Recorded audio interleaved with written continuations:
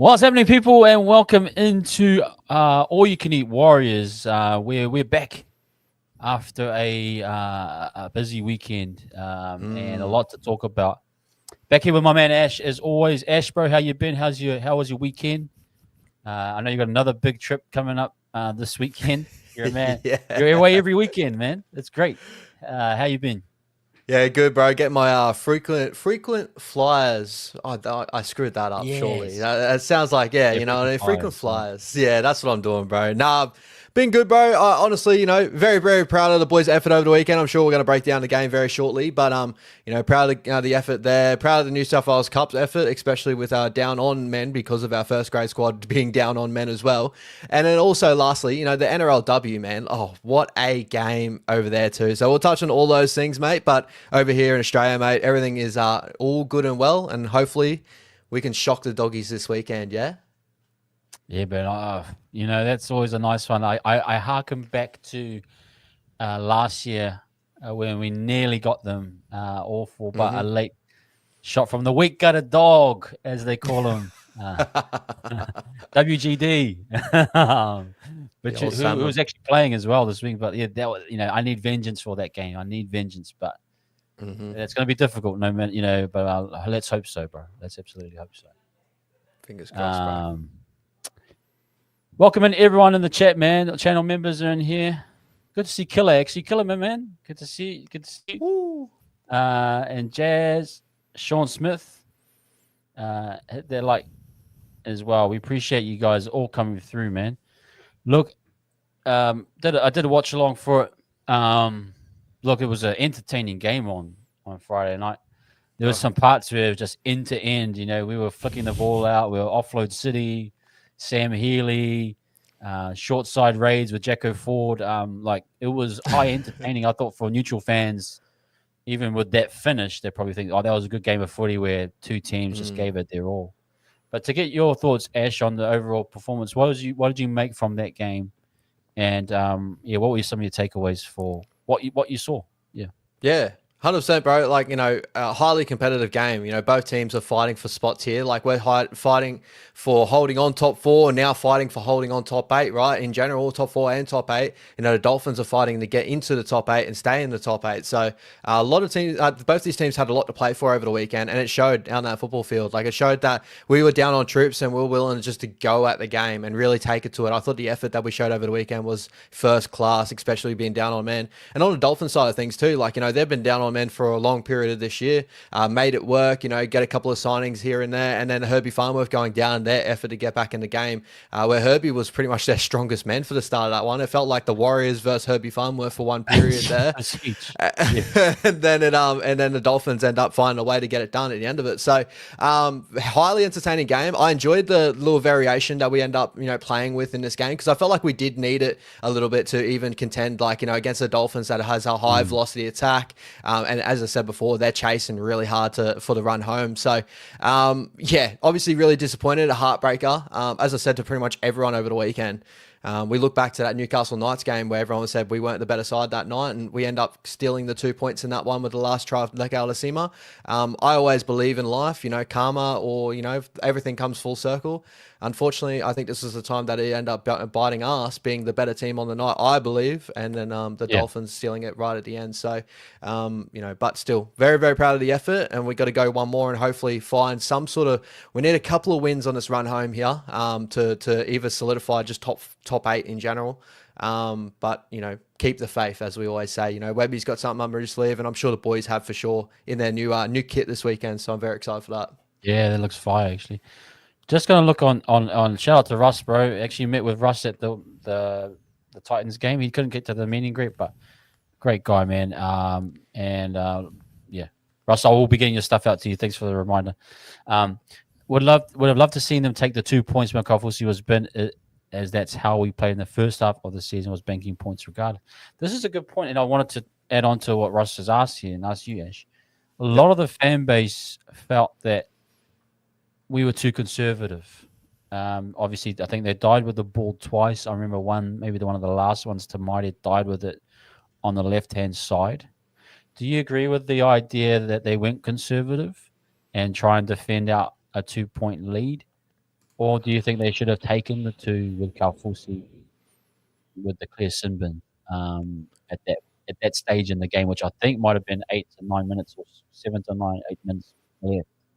What was your Yep. thought process at the time and probably post match?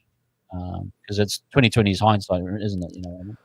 Well, that's the key word you said at the end of it. Is hindsight is key in this sort of discussion here. Like, I think what Webby said in the press conference, and I completely agree with it. Like, we're a football side that predicates on playing field position. So, when we got down to that moment, down to 12 men, the Dolphins down to 12 men. More than likely, if we were to score a try in that, it would have been put everything to bed. If we scored the 2 points and they got a short kickoff and got the ball back, game's still on. And it's a little bit more of a 50-50 tussle, which I completely agree with Webby in that sort of sense. As said, looking back on hindsight, I would have loved for us to take the two. Obviously, that would have pushed this, this maybe to a draw if it ended the same way it did. But I think that at the end of it, like, I think the smartest thing, like, it happened again over the weekend as well from memory. I don't know if it was, I think it was the Titans Panthers game where I think it was the Panthers had a chance to go for two to draw it, and then they went for it, and they came home with the chockies at the end of the day. I think it was a Panthers game, or it was a later on game. Guys, please let us know in the chat. I just remember that being a point after it because I know that it was a big talking point in our game. But I sway on the side of like playing high percentage football. The Dolphins at the opposite end of the field, more than likely keeping them down the opposite end of the field, and it would have came up, trumps at the end of the day. If it wasn't for, a late penalty to the Dolphins and then them just fighting hard. So I understand it. But again, when we look at hindsight, probably should have took the two when it was up for grabs. But then again, who would have known? I feel like at the end of the day, the Dolphins would have still tried to find a way, and they may have found another way to do it. So, but yeah, that's the way I feel about it. I understand why Webby chose to do that for sure. Yeah, I think it's kind of this is a good argument too. You could take time off the clock. That's not a bad idea. Yep. You protect 4 points. Yeah, safe that you try and protect the middle and only let them score in the corner. That might be another option too. I kind of get where Webby was coming from, and at the time I had no issue with it because I thought we could defend it, and we pretty much did until the last tackle of the last set. Yeah. And we just had no energy. Lecker was on the ground. Maybe we'll talk a little bit about that as well. But at the time, I didn't see the issue in it. You did get a feeling though, like, look, I know we want to protect that 2 points and play field position, but it's like we have been getting scored on from long range. I think maybe you add in the 12 men on the field, you're thinking surely we can get this done. But I think that Dallin head high just took it another. I thought that was really. Well, I was angry at the time because I was thinking, there's no way he got it. And then I saw the image. I was like, bloody hell! Dal had really. I know. I did the same thing. Yeah, I was like, thinking, no way they found that was going to be it. And you're and it was around the 40. I can't remember if that was fifth tackle. Was it fifth tackle or fourth tackle? It was last tackle. I'm from memory. It was last tackle. I was like, and it was 40 meters out, which is they're going to have to really do something crazy to and that was the most disappointing thing for me, which I do blame Dal for that, but at the time I didn't have a major issue with it. Can you talk me through, Ash, about Lecker being on the ground? Now, a lot of fans have blamed Lecker for just lying there and not getting up. Do you know, what's your thoughts? Did Klein not? He should have called the game off for a period of time. Did Klein not follow through with the right protocols? Was people have been calling Lickers saying, he was lazy, he should have got up and tried to fight. Obviously, he couldn't. I don't think he's that type of player. He would have fought through the pain if he could. Yep. What's your thoughts on that? Was it a referee blunder from Klein?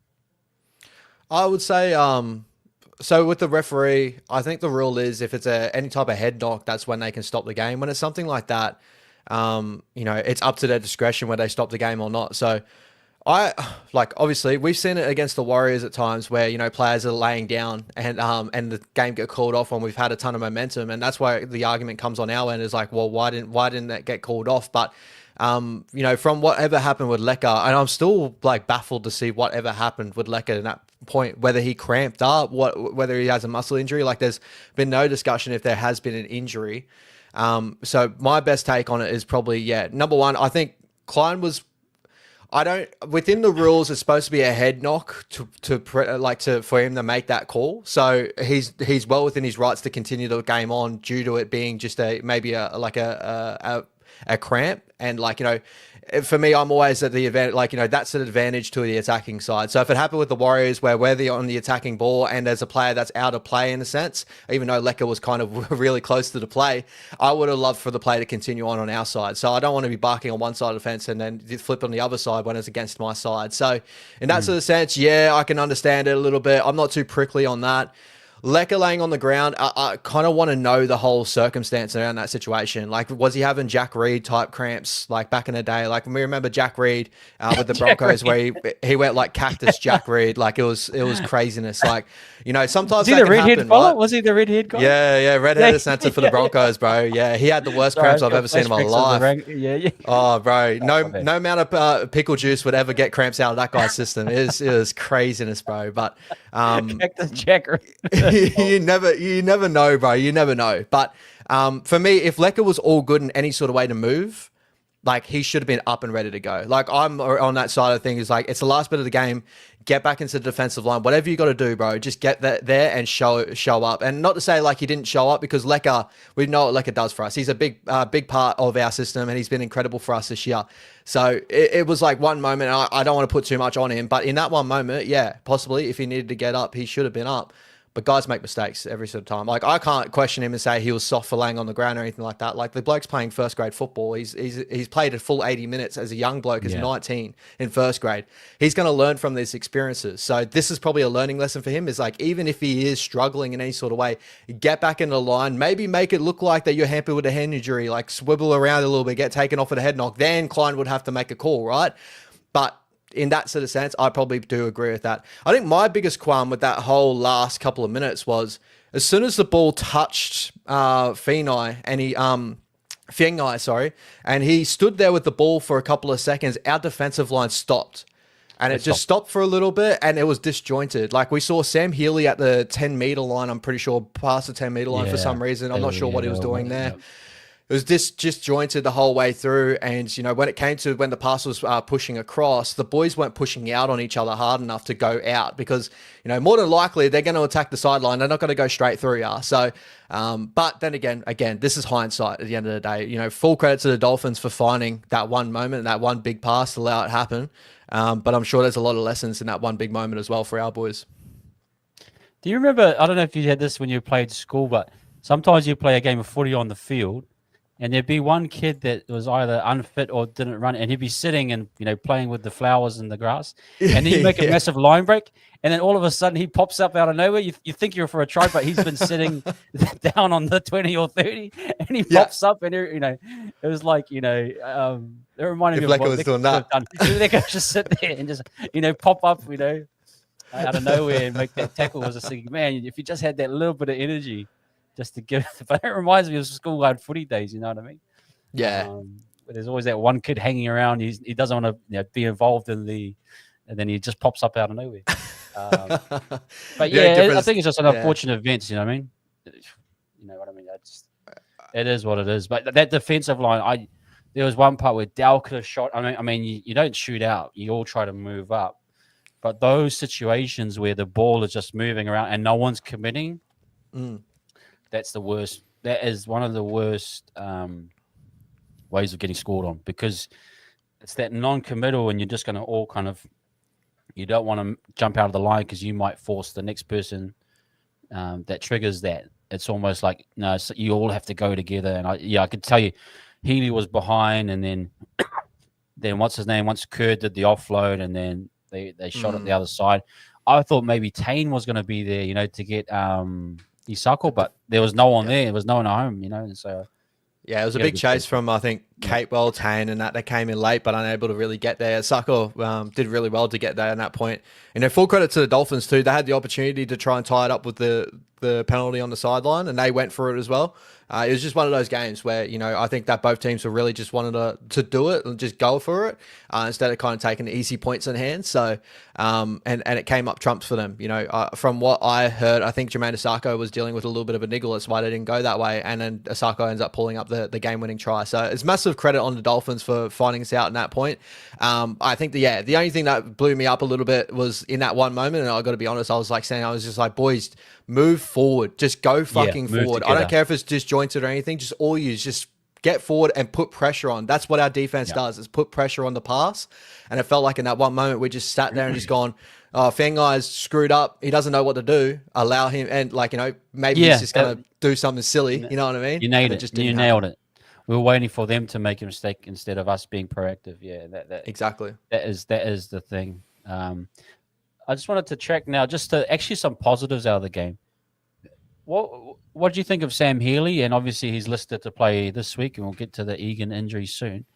But what did you make about Healy's performance and even Edemir Toyava? Like, I thought there was some good debut from him. Yeah, we're still bleeding. There was a team that was averaging 40 points, and with most of our cup boys coming through, we still competed. We were in the lead till the very last minute. So what did you make of some of the positives, Ash, from that game? Yeah, first of all, Sam Healy, I thought he had a good game. Like, when I heard a lot of the big praise out of it from him in this game, I kind of sat back and went, it wasn't his best game. Like, I thought that pretty early he gassed out. I felt like he went for a lot of defensive work fairly early. His running game was solid, as it always is. Like, that's what Sam Healy brings, is that I thought his, natural hooker game probably didn't go too well at all. Like, there was a couple of passes that were well out of whack that he needs to nail, right? And that's the little thing with Healy. He's so raw. But everyone can see the potential in the kid. Like, he's an absolute superstar when he wants to put his head down and charge and play that real high expansive type footy. It's just the little things in his game. Like, he does have a double hitch sometimes, and he's from his dummy half pass he needs to clean up on, stuff like that. But I can't complain too much because he stepped up in all these moments, and he's been really, really key for us now that obviously Wade Egan's gone. So I'm very, very excited to see the more growth out of him. Again, he's not the finished product just yet, but he's pretty fucking good, bro. Like, he's a solid superstar. Like, again, I don't think he had this boom credible game over the weekend, but I thought he was solid. I thought he was solid. Eddie, I thought Eddie was really he had some nice runs and stuff. Obviously, he came on in a moment that was a pretty key moment to where he obviously wasn't able to break open a game, which we're not expecting from our young guns all the time. But I thought that some of his carries were strong. He had a lot of momentum in some moments as well. It didn't look like he was out of place. And I think that's the biggest thing with our juniors stepping up is they've all looked like they're supposed to be there in a sense. Like, it's not like they're so far away from the pack that you're going to go, well, I can't see you there again. You know what I mean? I can see Eddie filling in a spot again, and doing the job. So pretty happy with him in general, bro. I think that all the boys that filled in their spots did an amazing job. Like Tane, I'm sure we'll touch on Tane shortly, but he had the difference between the two fullbacks. As I said, the Hammer didn't really have his impact on the game over the weekend. That's what the Hammer does sometimes. Sometimes he doesn't, sometimes he does. But what we love about Tane is his heart. He just continues to go on. It's that try-saving tackle he had on Avarillo. Like, he was incredible too. Yeah, man. Just want to quickly go back to Dallin, who's a massive talking point. But, we talked about it off air that he had one of his better games because he had Pompey in his inside, and that combo seemed to work a lot better. He scored 2 tries, 2 great finishes from him. Great to see that. And that intercept at the end, like that, I was thinking, wow, he had a really good game, Dell, and we need him to be healthy and confident. So I hope that carries through. But yeah, and then RTS, far out, he's been huge as well for me. Like, I really enjoyed seeing RTS, man. He's been huge for our yardage and those types of things as well. But anyone else for you? Well, just quickly, what do you make of the Tanner and Tamaiti combo? Seemed a lot more expansive style. What do you make of that? Yeah, first of all, I thought our back three were incredible. And I also want to pose the point a little bit too that I might be coming around a little bit more to, I think Chance is I still love Chance as a fullback. I think he's an incredible fullback and he's underrated in his area, but I think with Tane at the fullback, it gives a lot of balance to our back three, and it feels like Dal has to take up a bigger role in a sense, and it helps his game a ton as Great well. point. Like some Great of point. Dallin's best games have come because Tane's at fullback, and he's had to step up in those areas as well. So I thought that he was incredible there, and Roger, as again, like again when Tane goes to fullback, Roger goes, all right, well I'm going to up my uptake as well, and he has these impacts in the game. I don't think Roger can do that week in week out, but like what he's doing right now is like actually mind-boggling, and people should understand like Roger's not 25-year-old, 26-year-old Roger. Like he's getting up there, and for him to run 335 of the best, like incredible. To our halves though, I thought both had some really key moments. Like I thought Tamade, we all knew what Tamade was going to bring to the side. Like when Tamade goes into either the 7 or the 6, the team plays expansive footy. And like Tamade's a gunslinger. Like we know this. His playmaking skills is the best facet of his game. His ball playing skills, stuff like that. And you can just see he just senses the moment and takes it.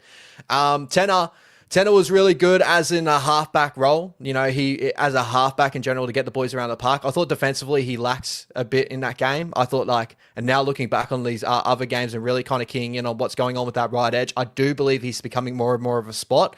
And not to say he's the issue at that right edge, because I think there's a multitude of little issues going on there. But I think we're starting to see a little bit of like what made Luke just a little bit different. And it's kind of hard to hang that on Tanner's head either as well, because he's dealing with an injury depleted side as well to carry around the park. But I kind of touched on with you off air. The difference on Tanner and Tanner and Luke is Tanner's better at Luke with his kicking game. Tanner's better in all these other areas, right? But Luke's kicking game is good enough. Luke's playmaking game is good enough. His running game's so much better. His defense is really good comparatively. And just that mentality of just taking things to an extra level to say, I'm the man, I'll take over in the pressure moments. I think that's where Luke's kind of taken us to another gear. And it's not to say Tanner can't do that. I think it's going to take time before we see Tanner maybe step up in that role and feel like it is his side in that sort of sense to do that. But in these sort of games, I was kind of expecting a little bit more, but he still did enough to be like, yeah, he's a good halfback. But I think like we're seeing the deficit of the injuries that we have to our squad, our 2 captains, our halfback, stuff like that that's going on our squad at the moment.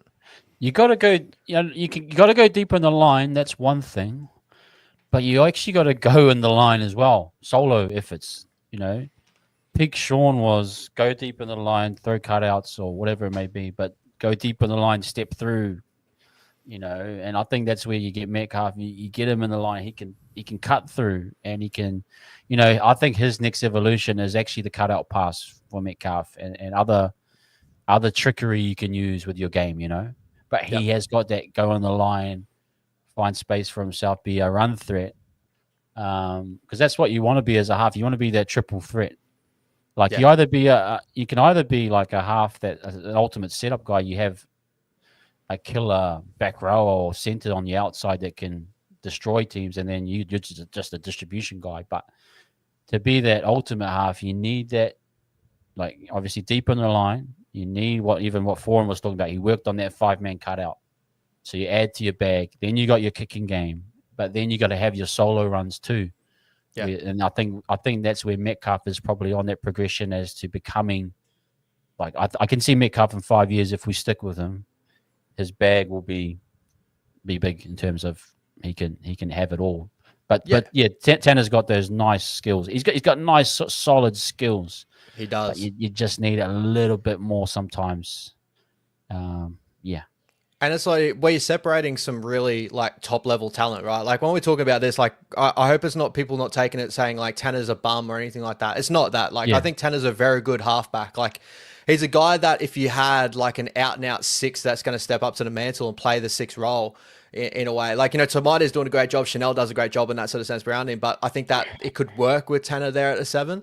But I think what made us work so well with Chanel and Luke in those moments too is like they're both running threats. So like either way, defensive line's got to be honest. Tanner, like Luke was doing good enough at a halfback role to kind of like pinpoint different positions and then choose when he wants to take over a game.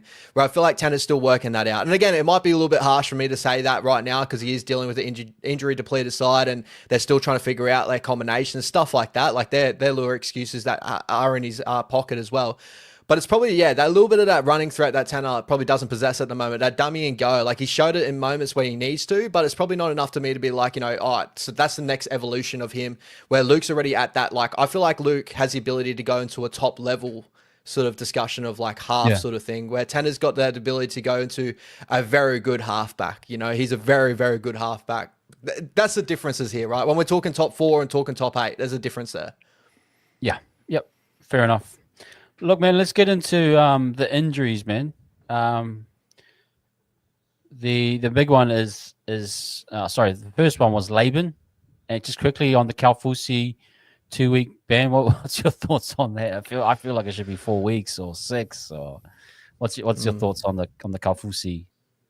Yeah, it's weird, bro, because you think they'd go a little bit harder on hip drops and stuff like that, and those mechanism things. And I know intentional hip drop.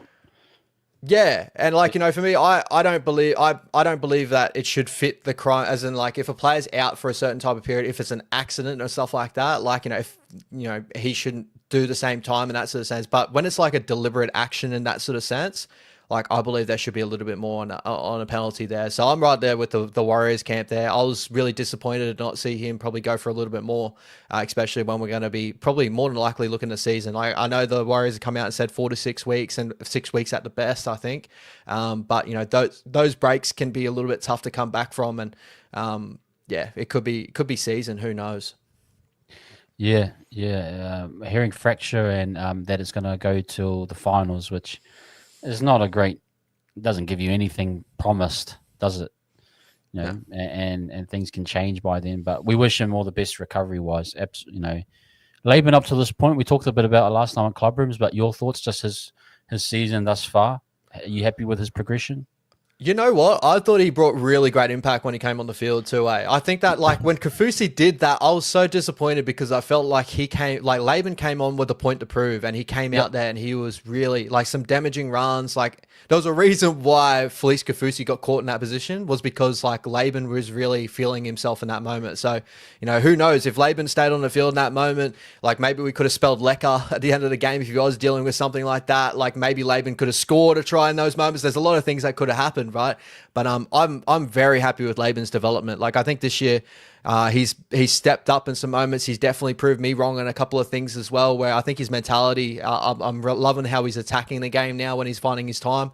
I think defensively he's been unbelievable as well. So hopefully he gets well and we get to see him back there next year. The future's so bright with us, with Lecker, Laban, Dimitrik, all these boys, when you look at lower grades, you got Bishop and all that coming through. But I'm very happy with his development. So I just hope he rests up and gets well. Yeah. Let's go now to Egan. He is obviously, we thought he was going to come back this week because it was HIA. The reports are saying now that it's actually a shoulder, and it's a to be confirmed indefinite one. So you never know, that might be next week or it might be 7 weeks. You can't really tell with the indefinites. But how does that impact everything? You saw Sam Healy kind of gas out. He's still young in the game. He is. He's not going to be a full 80-minute what Egan was. Do we miss out a lot on without Egan going up till, if it says till the finals, and we're looking to get 2 wins, and he's a big part of our system. Does that severely impact us, or is there enough cover there with a Healy and a Tamaire, looks like, or even a Lussick to cover that 9 role? It's similar to across the park of what we're dealing with at the moment. Like, it's good enough to cover. Like, our depth there is doing a great job. Like, Healy's got such a high potential, and like as I continue to say, like, but it's chalk to cheese between him and Wade Egan. Like, Wade Egan's so established, he's so experienced in these roles. Like, he is so big on our attack. The times that he holds up, his markers and his aid defenders to really give space for his halves to allow, like, that's something we really do miss. And that's what Healy doesn't have in his game just yet. Healy's this really big athletic phenom at the moment. That's when he sniffs the ruck and he wants to go, he just goes and he takes the game because he's young, he's youthful. I think we are missing quite a bit there without Wade Egan there. But Healy brings a different part of the game that really excites me as well. Like, I would love to see if everything was fit and ready to go, as people have probably discussed for a long period of time.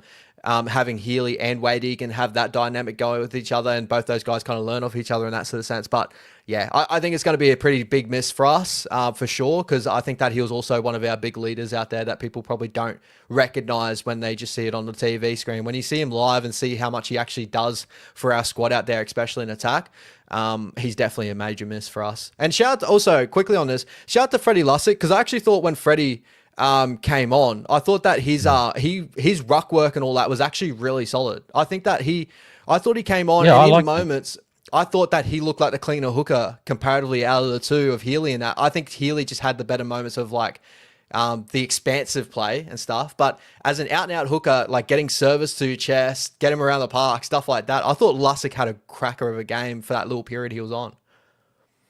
Yeah, it's not a bad option, man. Look, for me, the whole Tamaide thing, I always like Tamaide as more of a ball-playing lock. That I didn't see him as a hooker cover. I would actually go with a Freddie Lussick to come in there for that role, because Tamaide's playing that kind of hooker cover role. And I know he's backline cover for everything, but it's almost like we've got to take a punt now and just say, man, what's the best to keep our forward momentum going? I agree. Lussick had a good little stint there. Maybe you go with a Sam Healy and a Lussick. I just think we need the middles right now needs to be as integrity as it needs to be as solid as possible. Because let's just talk about the middles, bro. Because it feels as though we've just really lost control of that middle, and the boys are tired. Jackson Ford's playing 60 minutes, and he's great. But the more he plays, he got called for another. Was it roll ball? I can't remember which one it was, but there's always an error there. I'm just thinking, do we need to put a Freddie Lussick on there? What's your thoughts? Yeah, a little bit. I think that for me, what I'm noticing with our front row, and like shout out to, I thought Martin Nicoda had actually a really solid knock in the middle in this game. I thought he had some really damaging runs, some good momentum type runs to get us back on the front foot when he came on. I think Aaron Clark's doing some big heavy lifting at the moment in the middle there. I think he's like absolutely killing it. Jackson Ford's doing some really good work there too.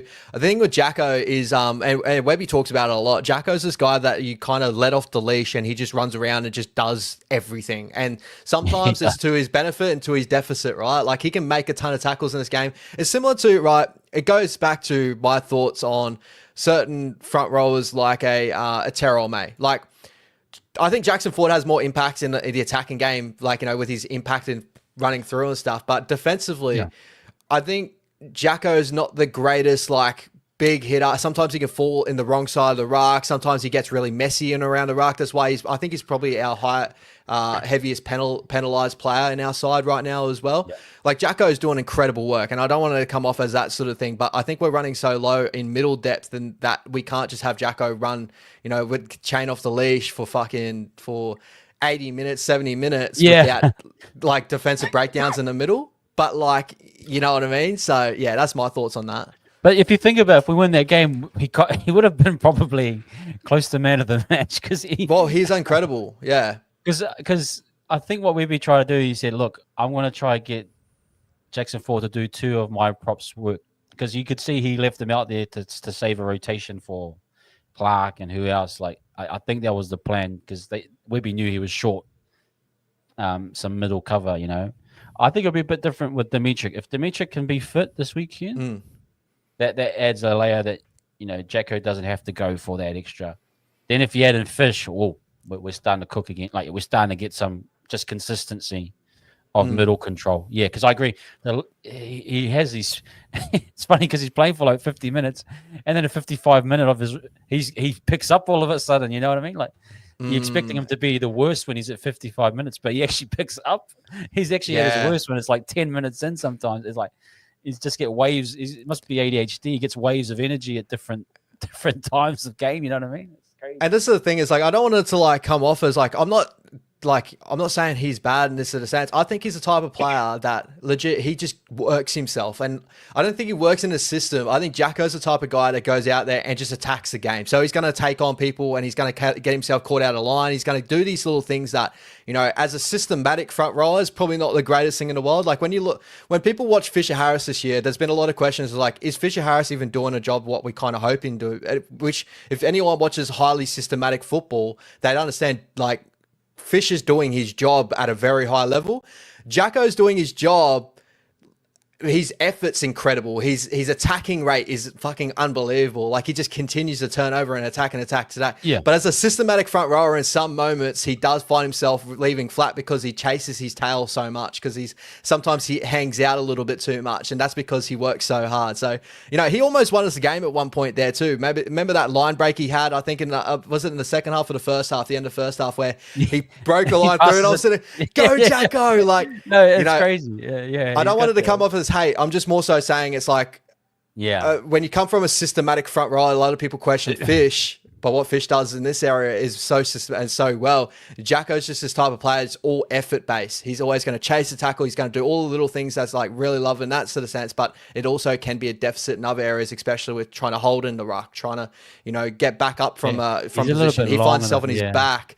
Yeah, it's just little things like when you watch wrestle rooms, bro, he finds himself in real awkward positions to get out of tackles. Like, he's just, but it's because he works so hard. That's the thing with him. He kind of reminds me of myself when I'm in a dream, you know, and you're running away from the Freddy Krueger or the ghost, or, you know, or the he's a little bit like, he feels real slow, but he gets through a ton of work, you know. Like, I just think he's a good player, but sometimes for me it's just a little bit too much of him. But I got why Webby was trying to use him, because Webby knew he didn't have heaps on the experience on the bench.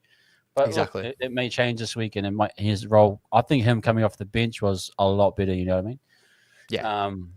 But anyway, unfortunate for Egan, but next man up, Healy's been signed for this. You know, he's been called up to do this, so we're going to see, you know, what he's got as well. So, look, I just want to get to this topic here, and then we'll get into our team list. But top four, there's been a big talking point.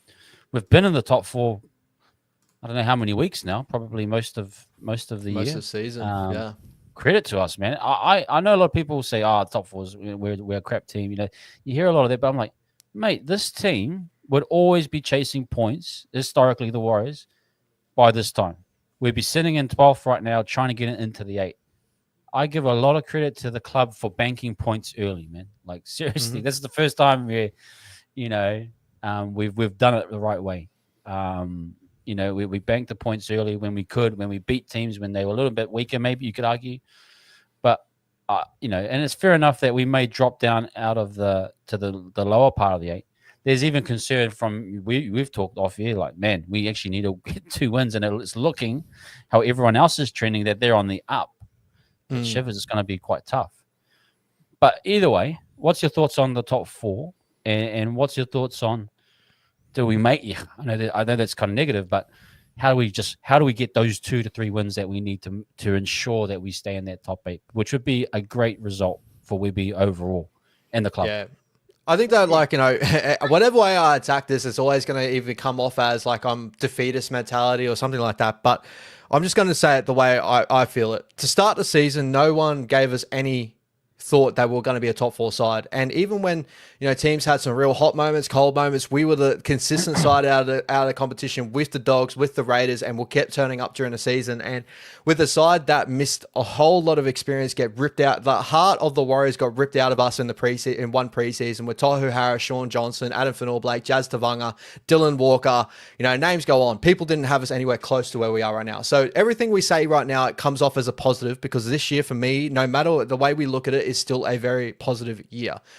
It's just like, it's no ifs or buts about it. What Webby's doing with the side is absolutely incredible, and he deserves credit for it. And that's why I kind of probably come off as I'm very protective of Webby, is I think when we go and step, you know, up to these competitions, and when we get to a point of like, can we win a competition this year, we start thinking, oh, well, is Webby good enough in this area? And we start really nitpicking at little things. And sometimes when we go down that route, we can start feeling that we're a lot negative than what we actually are. So what am I going to say here, guys? we're in a very positive mind frame. The Warriors in such good place, and when we get all our boys back from like an injury, either this year or next year, we're going to be in an incredible place in this competition, I believe anyway. And if we had a full strength side in this run home, I'd be so much more confident we hang on to the top four than we are right now. We're saying that. The key points, as I said before, that was with all the players that we have out of our squad right now, people have got to understand if the Melbourne Storm, you know, they've lost Jerome Hughes now, and people are already discussing if they can even win a premiership without Jerome Hughes. We've lost our Daily M leading halfback of the year in Luke Metcalf that won us games off his own back to start this year. We've lost our captain in Mitch Barnett, and us the New South Wales Blues, how much of a miss that Mitch Barnett was as well to their side. So he's obviously a very valuable piece in the competition. James Fisher-Harris for multiple times this year, our new signing that we brought in for Adam Fanor-Blake.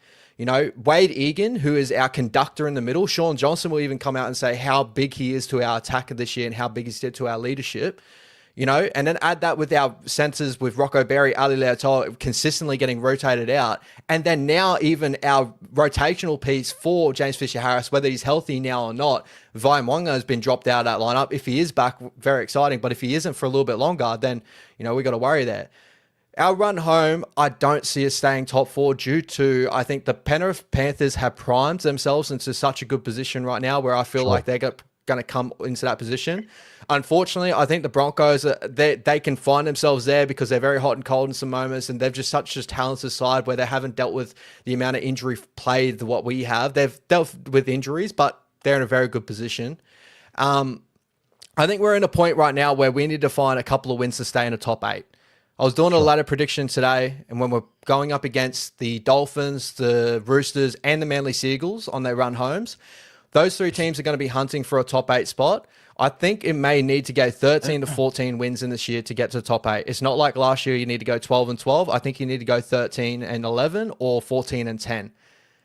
And with us on our run home, the Dogs is going to be a tough task. And people got to understand this. The team looks really decent for what we have, but it's not what we had for a top 4 side. And top 4 sides are a little bit different than they are top 8 sides. So Dogs going to be tough. The Dragons, what they did to the Raiders over the weekend, they're going to be a side that's going to be a thorn in a lot of people's sides for the run home this year. That's a game where we need to win, but it's going to be a tough one on its day. The Titans, who have become our bogey side for some reason, and it frustrates me so much because I've got a good mate that's a Titans fan, but they took it to Penrith over the weekend. So on their day, they can beat any side and ruin our run home. Parramatta Eels have got, you know, the Mitchell Moses back, and they're looking really, really solid at the moment. So what looked like a soft run home has actually became a point where I feel like we've fallen back to a top 8 sort of side right now that's fighting in the middle of the 8, which is what a lot of people thought that we weren't going to be to start this year anyway. And it's going to be tough for us to hang around in that 8. So I think that by the end of the year, we can find our ways to that bottom side of the 8, 7, 6, stuff like that to the 8. I just can't see us holding on to the top 4 because I don't see us getting 3 or 4 wins out of that run home, which would probably lock us into a top 4 position. And I think the Panthers run home, more than likely, even though they got somewhat of a tough run home, they're just in a rich vein of form right now. Yeah, Panthers will take that. They'll pip us. Broncos, you're expecting them to kind of pick up as well? Take a 5th, 6th type of spot? Somewhat. I was looking at their run home, and they got some iffy ones to where they can go 50-50. Like the Knights on their day defensively, I think can frustrate the Broncos out of their systematic play and get them playing stupid football, which the Broncos are really prone to doing. I think they got Melbourne twice in their run home as well. So it's like they can run hot and get hot and go to the top 4, but the Broncos, you don't know what you're going to get at the moment still. So you really just don't know. I think it's the Panthers that are going to be the ones that pip us, and the other one's the Sharks. I think the Sharks, people not even looking at the Sharks because they've had such an up and down year this year, but they have a soft draw in moments as well. So I think the Sharks right now, if they had their bye, they would actually be in a top 4 spot, and we would actually be out of the top 4 right now, but they just haven't had their bye yet. I'll probably go with this is where you start playing points differential game.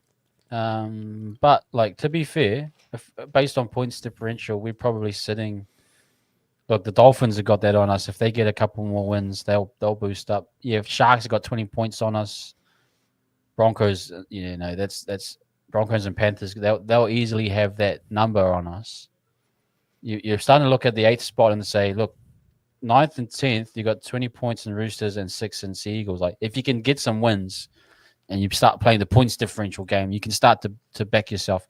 They're a ways off though. They're three, they're 3 wins away. So Exactly. we just need to bank another 2 solid wins, even with a decent points differential. Yep. We should have a good run there. You know what I mean? So Exactly. yeah, you're probably thinking, yeah, Sharks they'll keep us. Broncos, that they just got those points differentials as well. That doesn't help us right now. Yeah. But it And is what like, it is. we're saying that too. I'm not saying that we won't be a top four side this year. Like, but what I am Definitely. saying is if we end up on a top four, I think people should be celebrating to the highest of the hills because not to say we don't deserve it, but with everything we're going against us this year, we shouldn't be up in that class of top four side. And even when we go to the finals, it would help us so much getting top four because it'll give us 2 bites of the cherry. I think just we've run so hard this year, and I think with the boys have laid such a good groundwork. There's so many good things to this year that I think right now, being a top four side is probably the last thing we should be thinking about. It's just finding a way to stay into the finals and get into a finals series, and then look back at this year and go, boys, how did we do that? How incredible. We've laid the groundworks, and the future looks incredibly bright. Like, for Webby with a full strength squad to get us to a top four position for majority of this year. And honestly, I go back to, I look at the run that we've had. If we had a full strength squad, or we had majority of our boys back, if we had Luke there, if we had Barney there, if we had Fish there for Barney would majority of be these fun. periods, I think that we win a lot of these games. Like, I think we do the Knights. I think we can do the Titans. I reckon would have done the Dolphins over the weekend with Fish or Barney out there. Like, I don't, Cool. yeah. It's one of those sort of things where I think that we're stripped away of like some really key pieces that are a lot more key players than what other sides are probably dealing with. Yeah, and just other teams are on the up too. Like the Panthers just tearing it up. And that's just that's the way the comp works. But I go back to this point. This team, I think, had a record for banking 5 wins or 6 wins. The first time we've done it in our season. From I think 2018 was the last time we won 5 straight. Yep. We banked a good solid 8 wins early on. I always go back to that magic number, get 12 wins or 13. We're not far off that, although we're kind of on fumes a little bit. Then again, if you can promise me a healthy Dimitrik, a healthy JFH, like no injuries till the rest of the year, I'm pretty happy we can jag solid 2. So I just need that middle to be integral. And yeah, that's kind of where I'm at with it.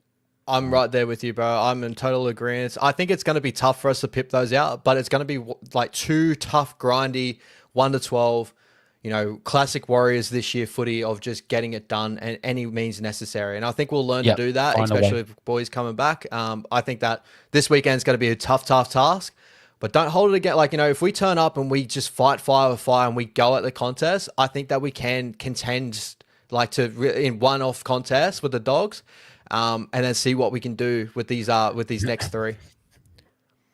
I like T Mackey's. He came up with this conspiracy that if we actually play Jet Cleary, the media would ride that wave because the story of Jet and his brother, and actually if they had a Jet versus Nathan final, it would do massive numbers, bro.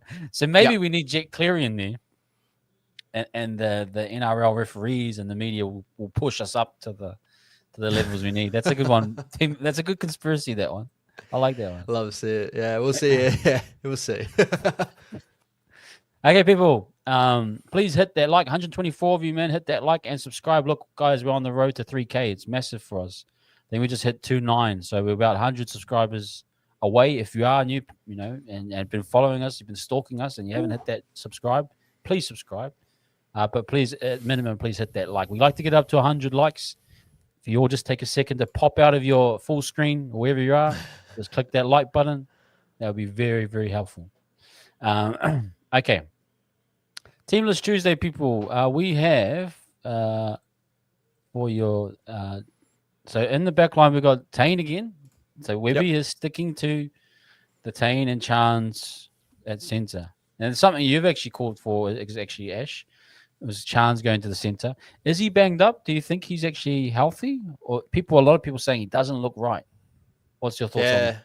He looks a little bit banged up for sure. I don't think he had his greatest game in the center. He had moments where he looked like cleared on. I think that first, we had a defensive breakdown on that side as well, where him and Roger had the breakdown where Roger did the classic thing of him cutting down time and space, and I think Chance got caught up too close between his half, and it kind of sandwiched us in where I think it was Oren Keeley's try.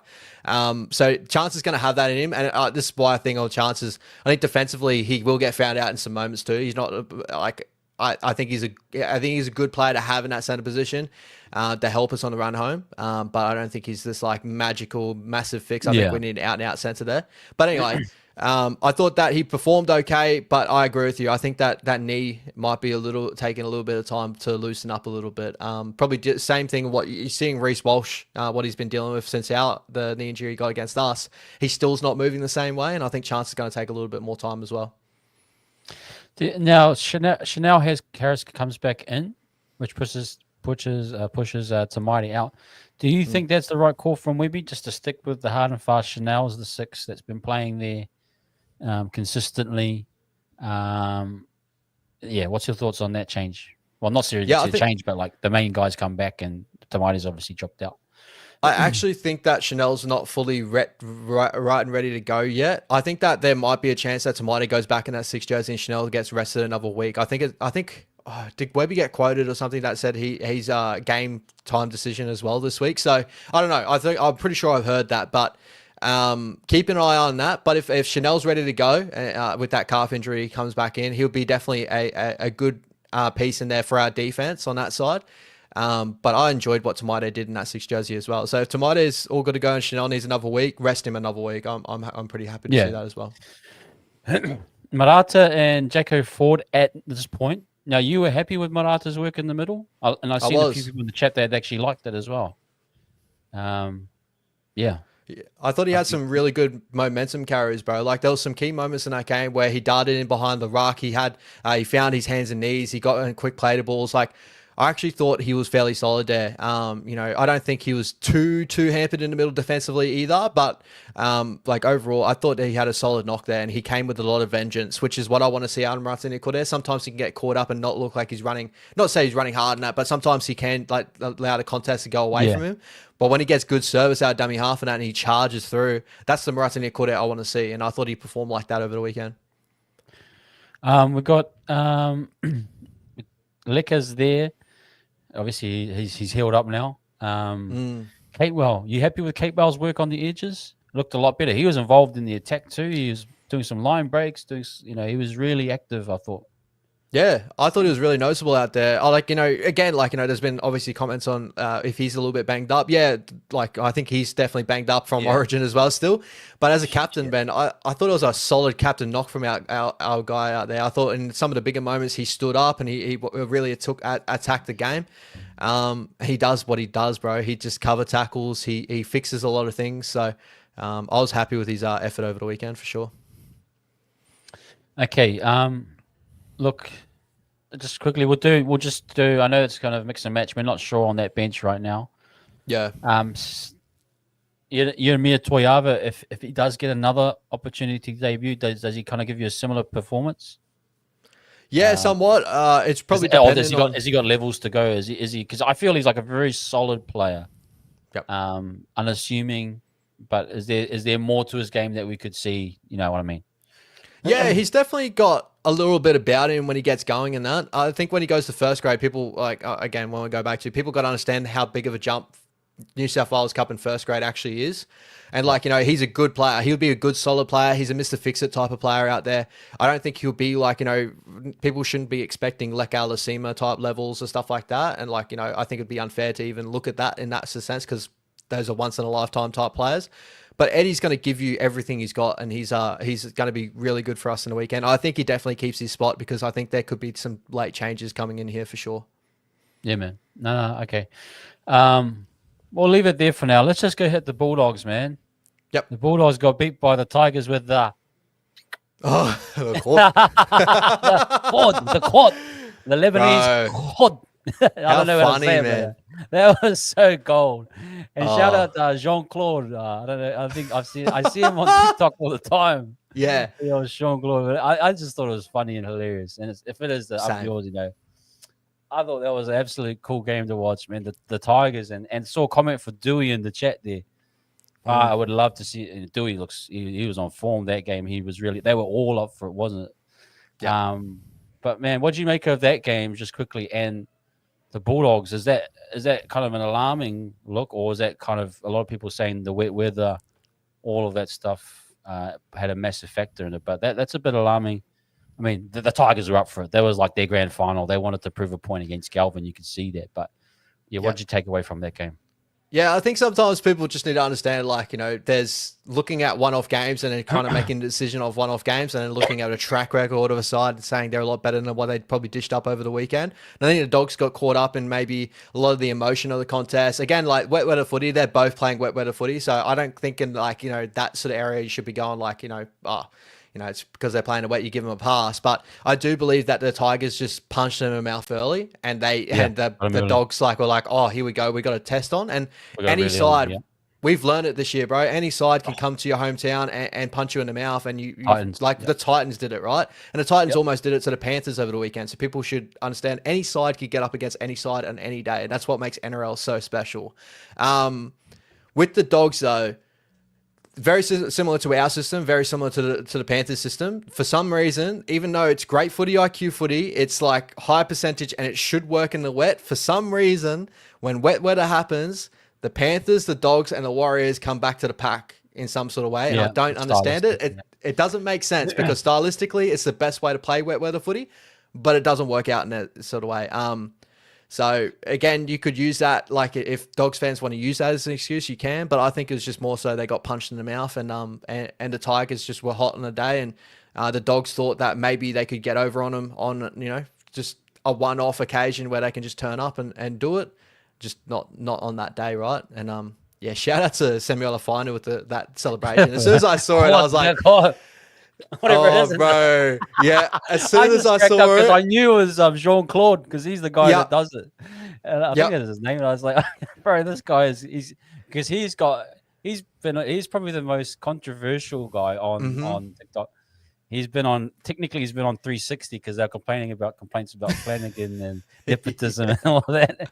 And then he's now got the court on there.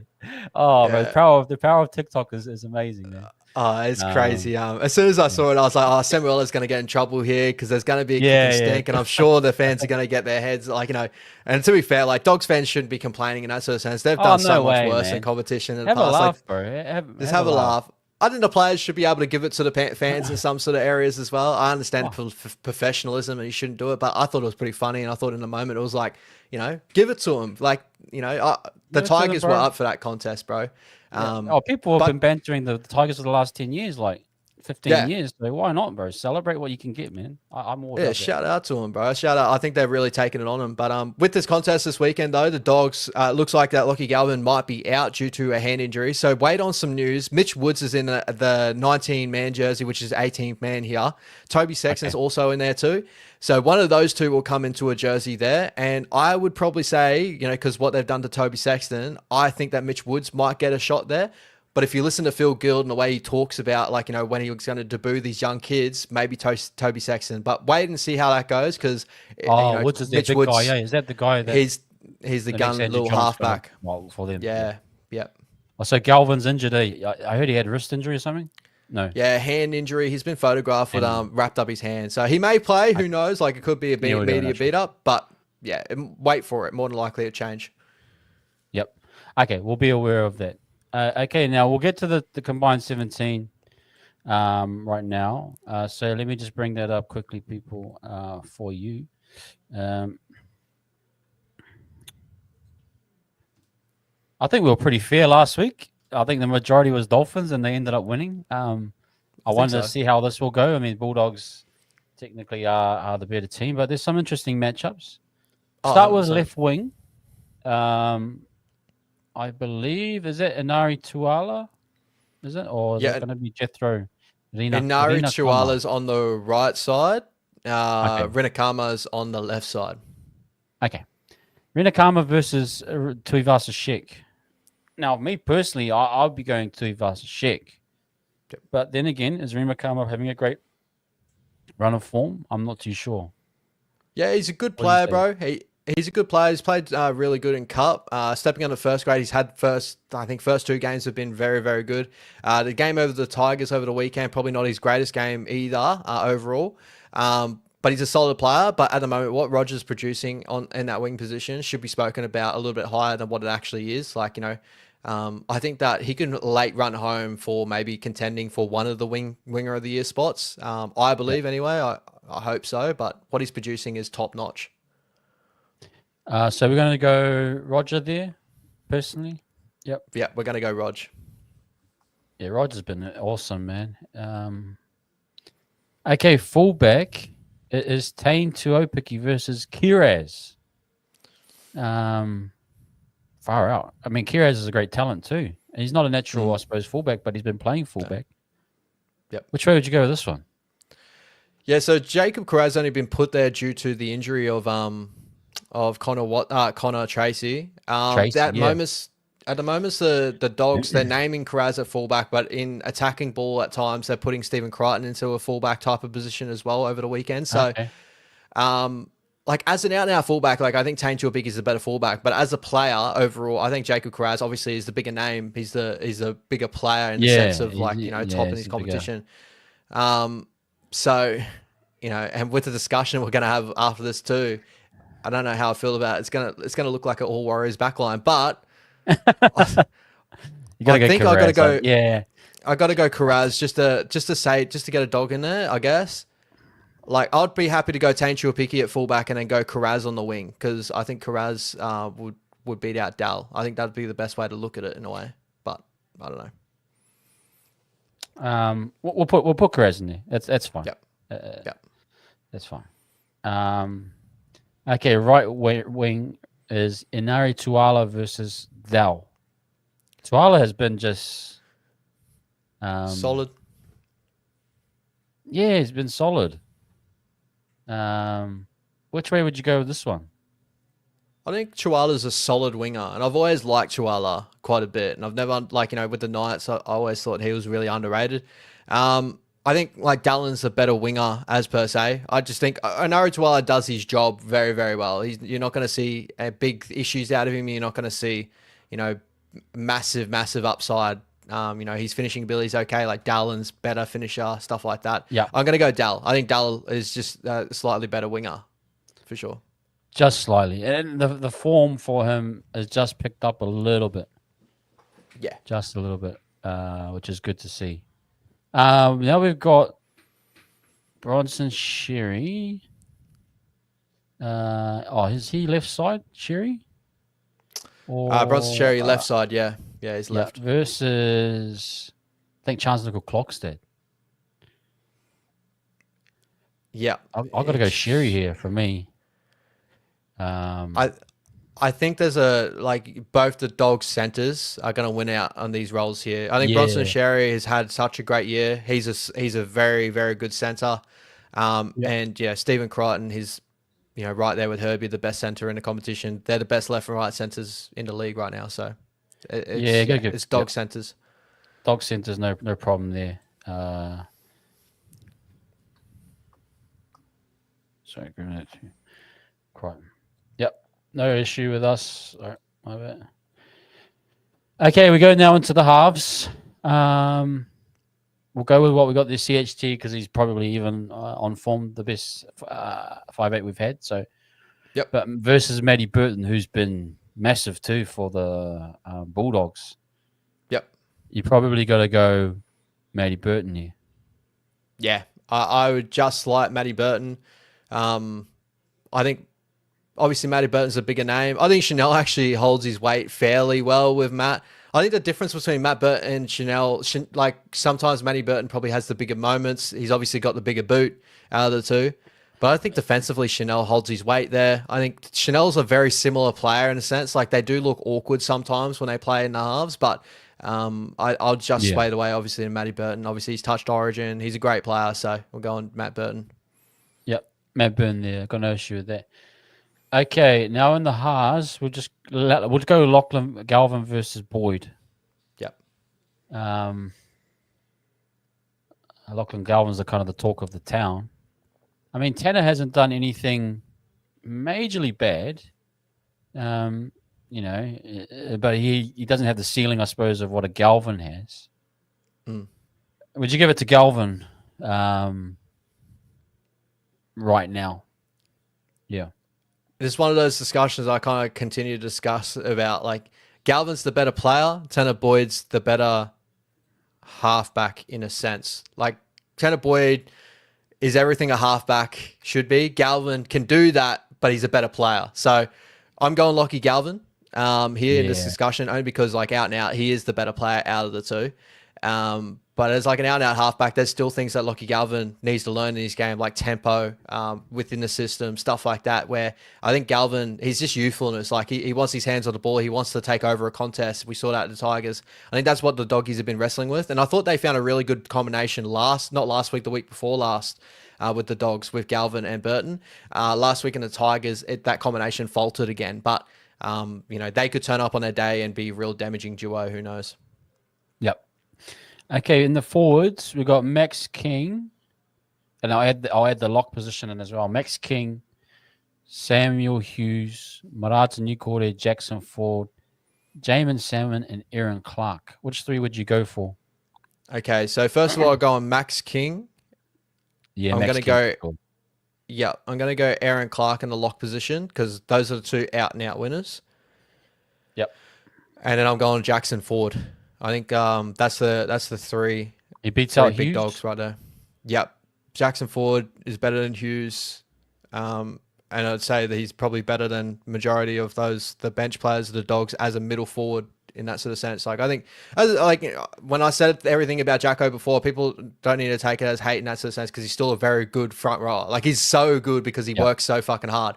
It's just little technical things about Jackson Ford is because he does work himself tirelessly. So that's all I discuss there. But Jacko's an incredible frontie. Okay, Ed Hooker, Reed Marnie versus Samuel Healy. I think based on name, would you go Reed Marnie right now? And Sam's still kind of that. Yeah, he's still finding himself. Yeah, 100%. Reed's still better hooker right now. That's just no if the buts are made. Like Sam Healy's got a really high potential and he'll get there in time. But Reed's got the better pass for sure, like tenfold. He's got probably the better nous out of dummy half, better momentum with his front row forwards. Sam Healy's the better runner and the better defender. So that's the two look. But I'm going Reed at the moment. Okay, I think it's Willie Kikau, is it, versus... Well, Capewell's been playing left, eh? Just trying to think who's been playing left. Capewell's been playing left, Lecker's playing right if we run the way we do now. Yeah. So Willie Kikau versus Capewell. Who are you going in that one? Viliami Kikau. Yeah, got to Kikau, eh? Willie does a lot of things that Capewell does, but probably just a tad more on the explosiveness end, right? I think that Viliami can change a contest. I think Capewell is just this guy that works so fucking hard. So, but Viliami's got this real good streak where he chases, like his effort plays are unbelievable as well. So he'll be a damaging player to watch this weekend for sure, going up against Tanner Boyd. We got Preston versus Lecker. I mean, Preston's been. I rate him as a player too, and I love Lecker. What did you make? What do you make of that one? Yeah, I'm going Jacob Preston right now.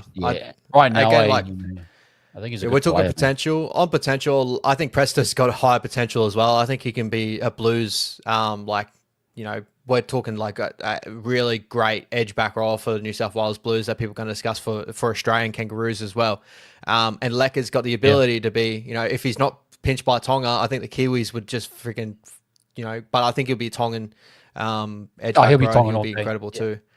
But I think Jacob Preston at the moment. Now let's just go to the bench, man. Curdy Man, Harry Hayes, our man Josh Curran, and Bailey Haywood. That's a pretty good bench, bro. Versus Tamaide, Mia Toyava, Dimitri Vaimong, and Stanisdale Smith.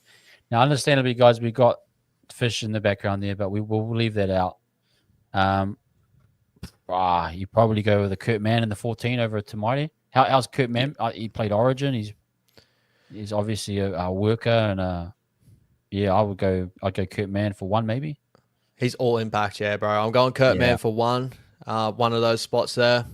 I think with the rest of the bench here, bro, we're looking at if Vaimonga plays, I'm going Vaimonga.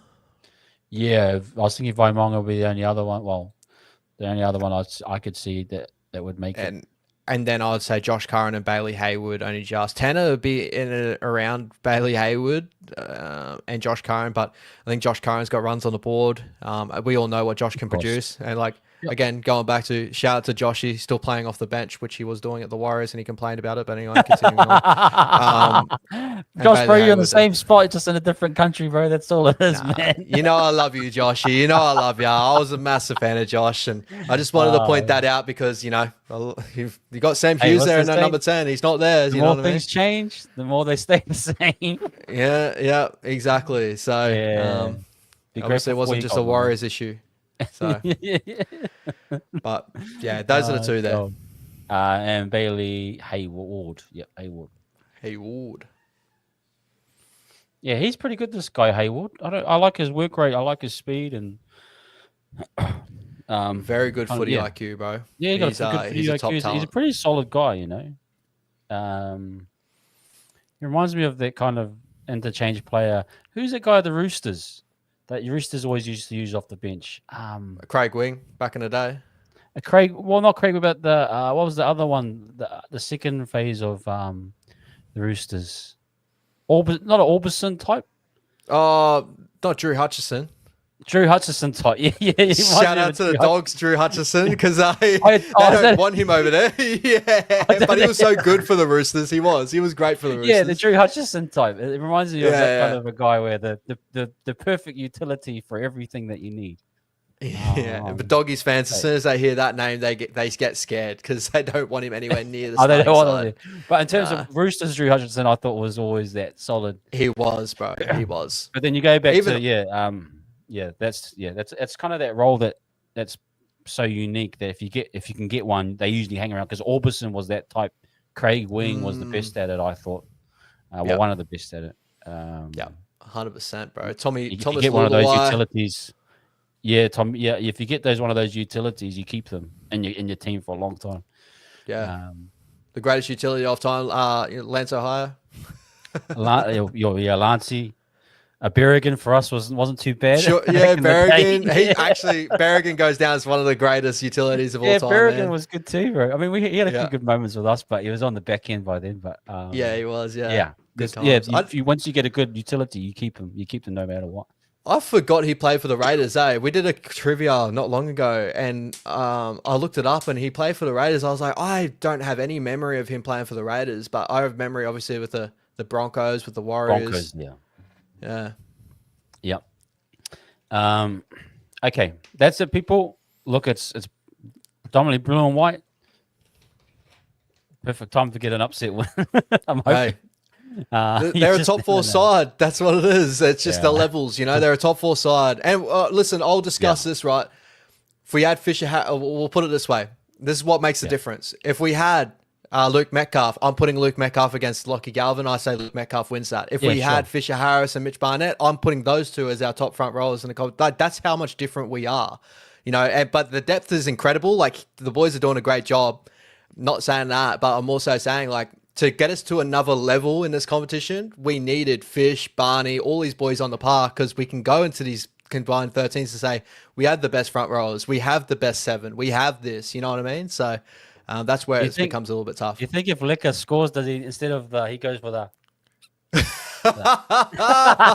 I'd love Licker just to pull that one out, just to take the fine and but to give it to the Doggies fans. Oh, that would be classic, man. I want Licker to do a similar line break to what he did that last year, but this time scored a try. Bronson Sherry come out over the top, but ain't able to do so, and Licker goes straight in. I'd love to see it. But yeah, I don't think I'm going to do that if I'm ever in Lakemba or Belmore right now. But stay away from this, people. But stay safe if you do it. I'll be there, brother. I'll be there. I'm going to see you on camera going that. Are you go? Is Brody going with you? Yeah, bro. So we're going together. So it's going to be an interesting little flight Good home, times, whoever man. wins or loses. But Oh man, we're not we too need a bad with each vlog. other. We need a game day vlog from you, man. That'd be We'll cool. see how we go. Yeah, I'll try it again. I've tried it before. Just I two figured props out is my good. process. Yeah, Yeah, yeah, yeah, I'll have yeah. to see how. I'll try to do a similar thing there. But no, we're both very, very excited. As I said to him the other day, I wish we were full strength on full strength. Like that would be incredible. Sure. Yeah, it But would be me. yeah, it is what it is. It is what it is, man. And like, just go and support the guys, everyone, wherever you are. No doubt it will be a good matchup, and it's always good to beat the Bulldogs if possible. But take what we get. Okay, Yep. now we move to score prediction. Pardon me, Ash. For me, I've got this as a 1 to 12 Bulldogs. I can see it as a 13 plus. I've seen Adam G as the referee. Now I do take that into account with a lot of my views. G does love to call the 6 again. He is heavy on the whistle, so I expect discipline to be punished, I'd say. So if we can't control that middle, it might be a long day for us. But look, the team hasn't been fully blown out. You know, probably argue the Titans got us a little bit, but not heaps. I still think it's a close game, but I'll probably go 1 to 12 to the Dolphins, Bulldogs on this one. What's your score for you? Yeah, you guys know me as I'm the hardy positive type and that, and I think the boys have an opportunity to get a win this weekend. Like I'm sure if we turn up on our day, we can get it done, right? And there's all the good feelings in the world. But if we're going to be a realist, as we discussed before, I think we're going up against a top 4 side. Like, sure, they've got Jacob Kraz at fullback instead of Connor Tracy. Sure, they've they may not have Lockie Galvin this weekend, but everything else they got there has been intact for a long period of time. Their centers have been there through the through the onset. They've got combinations built. They're a top 4 side, so they're going to be a tough side to beat. So I'm going to go Dogs 1 to 12 in this one. I think it's going to be a gritty game, very similar to what we had our first time, going to Sydney last year against them, where it's probably going to be like a 20-18 contest, 20-16, 18-16, stuff like that, right? Where it's going to come down to a very tight contest. So I'm just hoping the boys are on the better side of that. But at the moment, you just got to be a realist and say, I just don't think we're up there contending with the top 4 sides at the moment. But we'll wait and see. That's a good one. Can I send you a video of me getting a call to Brody to pass on for me, bro? That'd be great. That'd be fantastic. Okay, guys, that makes up that part. Now I forgot. Shout out to Wilster if you're out there. You might have bounced out, but want to send some love to our bro Ed Kosi, who is on his way to the Rabbitohs. And Ed's a guy that I've loved. I've hoped for the best for Ed. I still think he's a good talent, but he's on his way to the Rabbitohs. Before obviously you play out the rest of the year. But what do you make of Ed's time with us? I mean, the Ed was probably that first wave of the COVID babies, should we say? He was a COVID baby technically, and obviously, his development hasn't been like the likes of Aleka and Dimitri and those guys who will probably be Warriors mainstays. But what's your thoughts on Ed's progress, his time at the club, and what does the future look like for our man Ed Kosi? Yeah, I'm right there with you, bro. I think we've always been a big supporter in just like Ed just going out there. I think Ed's a guy that's just dealing with like confidence, right? And as you said, he went through development through our COVID years. You can see the talent, you can see the potential in the kid. Like he's big, strong. He can finish. Defensively in his moment when everything goes right, he's a tough man to handle there too. So I think that it's all the best for him, bro. Again, I think sometimes, with the Warriors, when players have 1 or 2 bad games, it can feel like it's a pile on sort of thing. I think that ended up happening with Ed a couple of times here, where he ended up losing his confidence. So hopefully, with a breath of fresh air in another team, he can show his potential. And we all hope and pray for it. I think that's also the best thing about Warriors fans as well, is when another Warrior goes out and does a job for another side, like we don't go against him for it. We actually support. Yeah. We've seen that with Eli Katoa. We've seen that even with Josh Curran, if he does well. Everyone believes that. So, I hope he goes well, bro. I really do, because much love to Ed. He's such a talent. We're just hoping he reaches his Yes. potential in the future. Yeah, man. Love to Ed, man.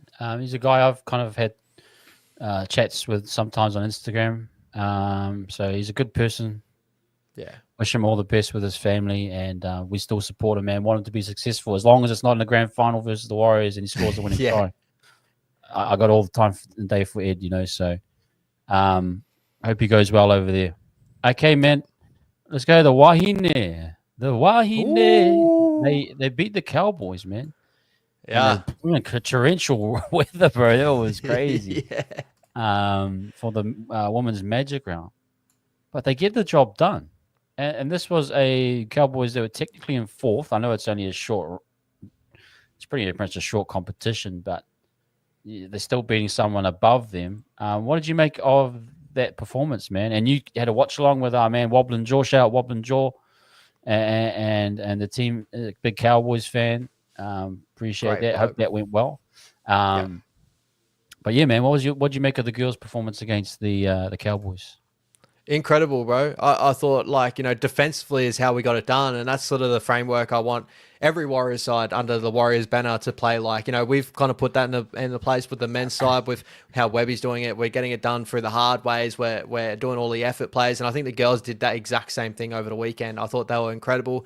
This game swung in different momentum swings. Like, the Cowgirls has a lot of big momentum in their end. And then, like, Yeah. we swung it back into our side.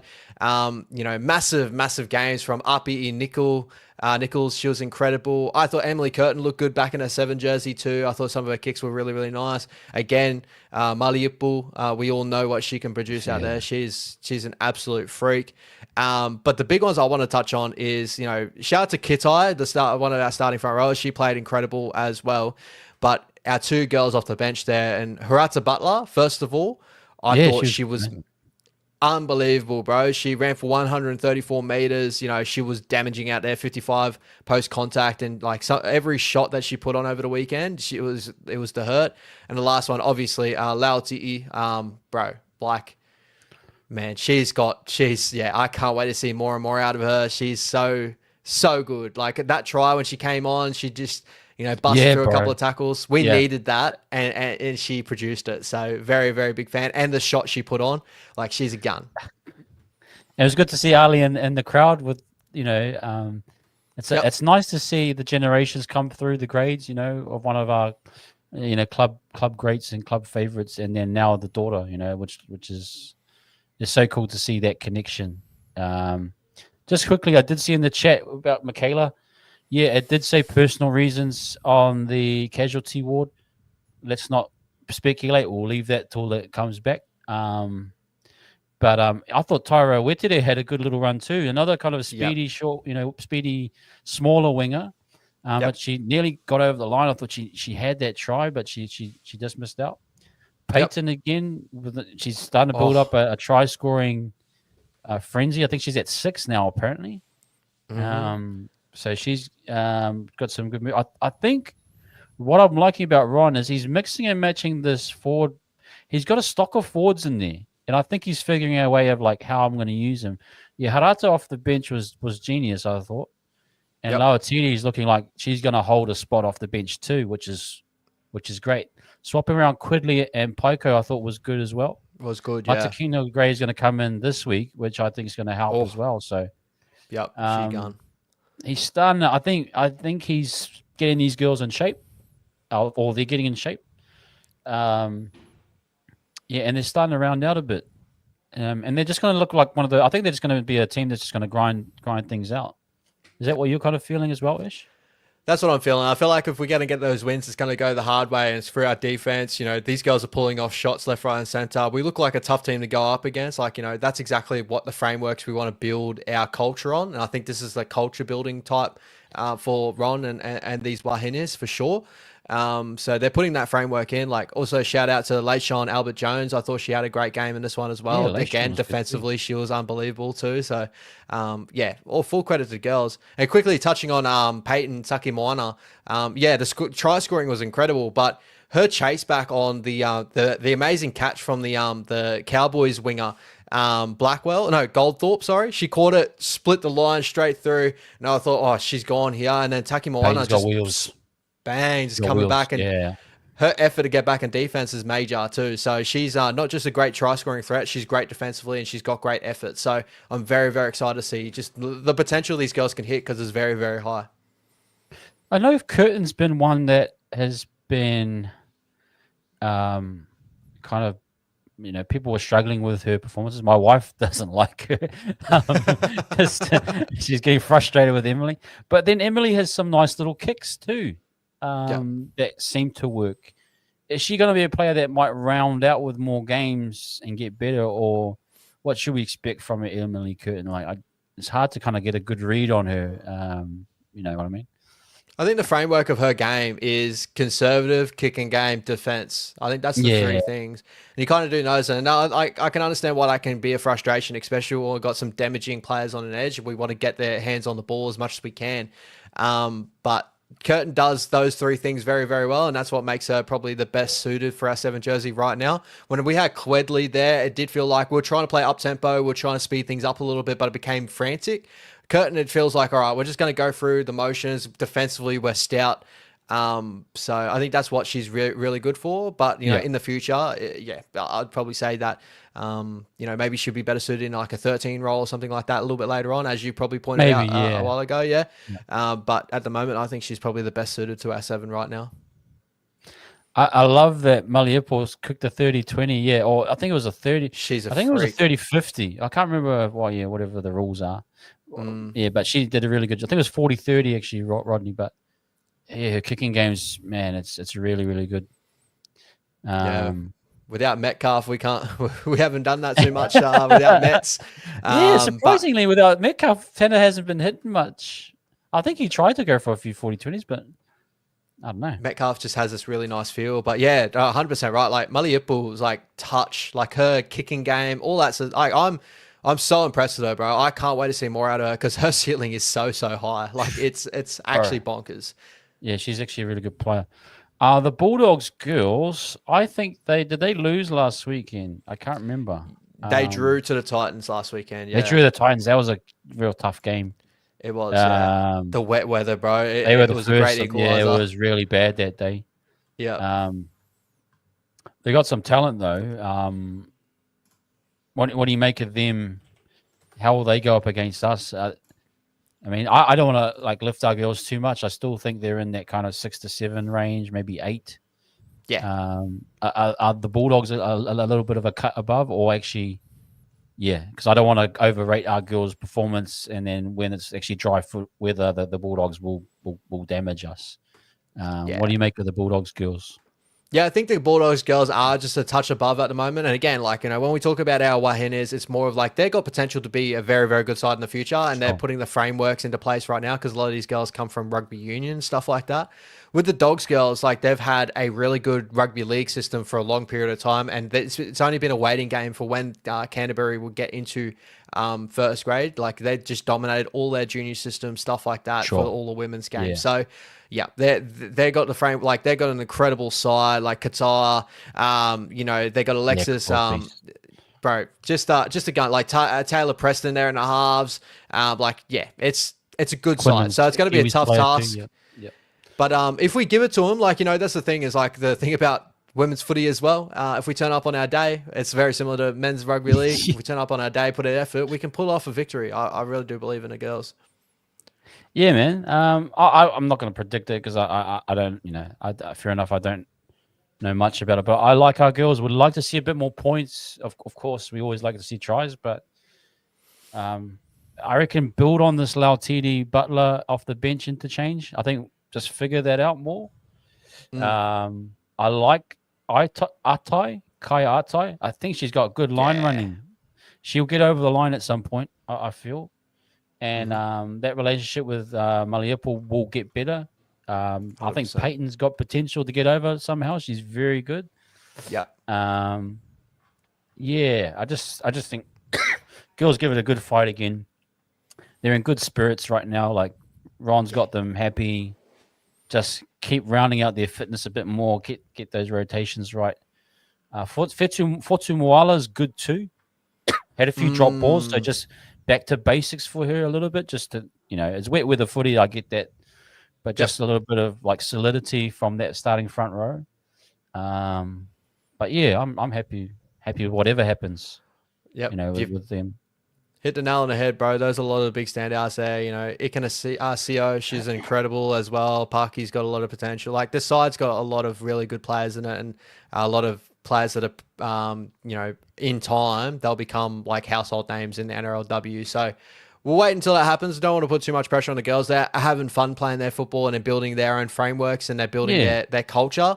I think that takes time. And as I said before, like with the Dogs, the side we're going up against, they've had a culture there for a long period of time. They've just been waiting against the NRLW. So that's the difference between the two sides. Yep. So yeah, we'll wait to see what happens there, and we'll leave it there Last point, man, is the Jersey Flag in Cup. I think Jersey Flag had the week off last week. They did. It got rained out, unfortunately, for them. Yeah. So what did they call that? Did they call that? Did they play another game, or was it just a draw? I'm not 100% sure. I would say they'll probably play it towards the end of the season with that little break in between the finals. They'll probably play one more game there, maybe, depending. I'm not too sure. So, yeah, I know that got cancelled. But, yeah, the New South Wales Cup boys end up playing over the weekend. Okay. And the New South Wales Cup boys, they got the a draw. So, unfortunately, the streak is halfway broken. Somewhat, yeah. Somewhat, but yeah. What's the? We haven't lost in a while. That's a Goldberg. What's the one where it's a DQ finish? So technically, he didn't lose his belt. So maybe it's a DQ from interference from the outside of the ring. You know what I mean? Shout out to WWE, just rolling with the chair. Actually, bro, just quick shout out to RIP Hulk Hogan, man. I know he's a controversial person, but one of the greats to ever do it, right? And 100%. Growing up as a kid, I kind of came up in the Austin era, but even in that era with Hollywood Hogan was massive too. But for those kids from the 80s, he's an absolute icon. But RIP, and yeah, man, love to the right off the back of that, bro. Incredible. Like, my dad was a major fan of Hulk Hogan when he was growing up, so that was his sort of era. And then I'm sort of the tail end of where you are. So I sort of tail end of Stone Cold Steve Austin and stuff like that when I was growing up, and I jumped into the later end of the Attitude Era. So, big shout out to Hulk Hogan and his family. Hope they're all doing well. But, obviously heartbreaking, a lot of older men out there for sure. Absolutely. But back to our Cup boys. Yeah. Who was your standouts for you? I mean, Ed Kosi, our man, he got a hat trick there. But I think the Dragons were one of the top two sides as well, so it's no surprise they kind of neutralized each other. Yeah. But yeah, anything from that game that you took away that, Yeah, just one of those wet weather footy games. I thought Tom Ale was playing really good footy out there. I thought Jet Cleary did the best that he could out there as well with the conditions and stuff. Ed Gossie to get over for a triple is always good news there too. And shout out to Bunty and all that going for big knocks, and Kalani going as well. So those sort of names that I noticed out there. But it was really, really tough for anyone to get the full grasp of the game. Both teams 3 tries, missing 2 conversions. I thought the boys pretty solid knock again. When we look at the team list out there, still a strong team list, but missing a lot of players because we're pulling a lot of players up from Cup. So very, very well done. Absolutely. And to continue on not losing, that's the biggest positive for sure. Yep. And looking forward to their performances this weekend. It's a massive Saturday. I think the boys the Cup boys got their game shifted from a core because they're trying to preserve the ground, which has obviously been a massive rainfall. But guys, we got the 1:30 for the Cup boys. The Jersey Flag 1:30, I think, is at Leichhardt. Then the Cup 3:30 at Leichhardt. Then I know the girls are at 7:30 here in New Zealand, and then we've got a late game 9:30. Yep. So it's a great day of footy to watch all the grades, which would be, a great day for us, man. Imagine getting the double one. You must be pumped, man, with your man Brody. And where are you staying? Actually staying in the city? You kind of hotel vibes, or you staying with friends?